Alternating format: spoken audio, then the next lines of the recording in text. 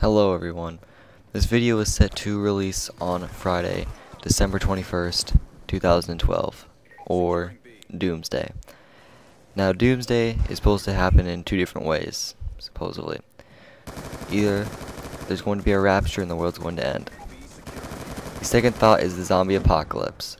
Now this was explained by Alex or White Boy 7th Street, and it makes a lot of sense. Is the meteor that Santa Claus rides in on every year is going to come towards the Earth just like he does every year, but the poles are going to switch. The poles are going to flip, and instead of being projected away from the Earth, he's going to be projected towards the Earth. That meteor has a 70% chance of hitting the ocean, and then if it hits the ocean, the infection will spread from the ocean to coastal cities to the middle of continents, and that's how it's going to work. If it hits a continent, it's going to spread from that mark and out. So actually hitting in the middle of a continent could be better, but for me, I live in the middle of a continent, so that could be bad. But coastal cities, better chance it's going to hit there first, because coastal cities are going to get infected first. Zombie apocalypse. Now some tips for the zombie apocalypse. I just have some tips in case I don't make it, in case I get eaten by zombies or I become a zombie. I just want to share some advice with those of you who are still alive for the zombie apocalypse and need some advice for fighting zombies. Now, being the world record zombie slayer, you'd think I would know a lot, but I only have a couple tips for you. This is because Black Ops 2 zombies did not transfer to real life zombies. I don't know what these real life zombies are like. I don't know if Rick Tofin's making them or what's going on, but I just have a couple tips for those of you still out there. First, food and water. That's essential. It's food and water. Okay, you can buy some. There's little packs at you're probably gonna have your Walmarts rated first. So if you're watching this soon enough, go raid a Walmart or a Hy-Vee or any grocery store that you have around you, and get lots of bottled water. Lots and lots of cases of bottled water. I already bought some of that because I'm smart. I bought lots and lots of bottled water. You're gonna need that. You need lots and lots of food.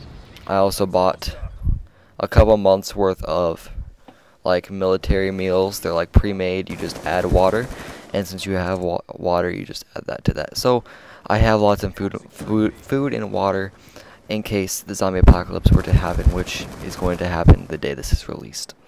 So food and water, that's essential. Next, you're going, depending on where you live, you're going to need a weapon of some kind at some time or place. Now, if you are in a coastal city, coastal area, you're going to need a weapon as soon as possible, most likely.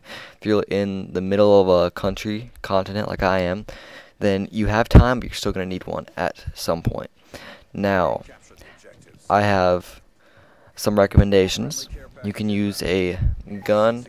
My opinion is the AK-74EU or a hunting rifle, either the way, or a shotgun. Shotguns are easy to get in at least my state. Just get a shotgun, you'll be good.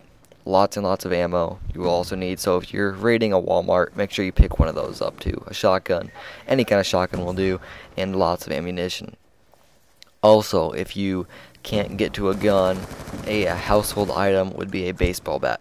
A baseball bat, not a Little League baseball bat, even though that will work. I would recommend a metal, aluminum, like middle school, high school baseball bat.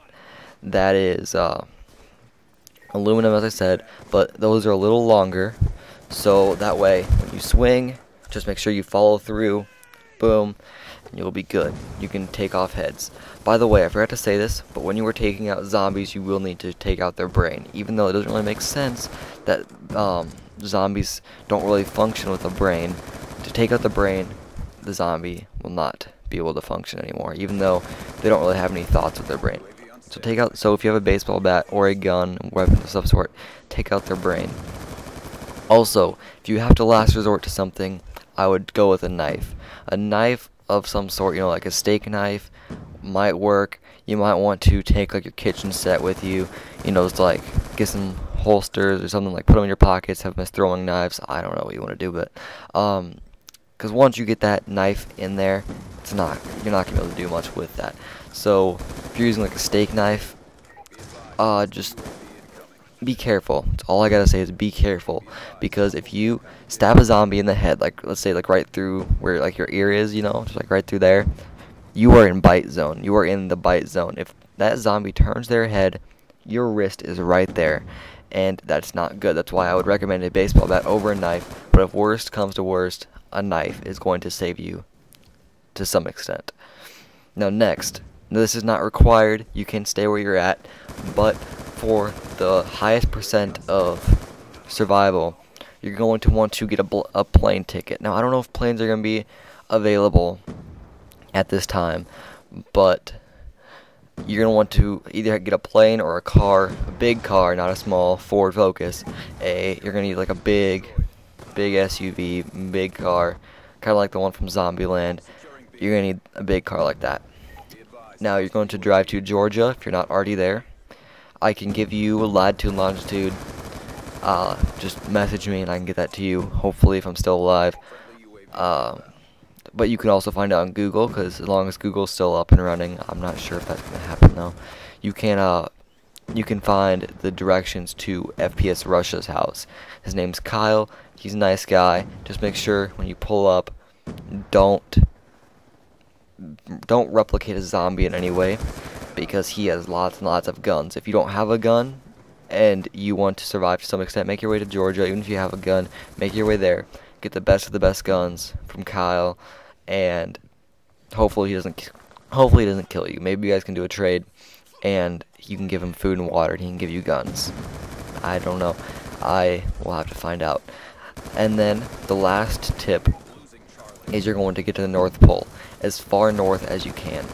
Now, if you're in the southern hemisphere, you can go to the South Pole. I'm not sure how you would get there, but the North Pole, or as far north as you can get if you're in the northern hemisphere.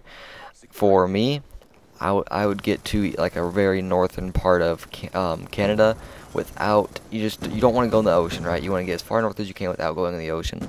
And you're probably a northern part of Canada where it's very, very cold, or Alaska or something like that. Someplace like that where it's very, very cold, and what's good is zombies freeze at a certain temperature. Just like water freezes at 32 degrees Fahrenheit or 0 degrees Celsius, zombies freeze.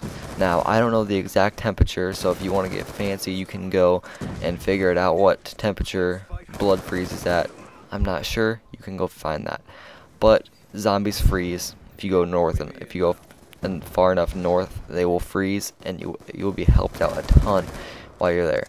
So those are some tips for surviving the zombie apocalypse when it happens on Friday. Now, as I said before, I'm pre-recording this. This will be released on Friday the 21st. I wish you guys luck. Hopefully I'll make it too. But I will see you guys during the apocalypse.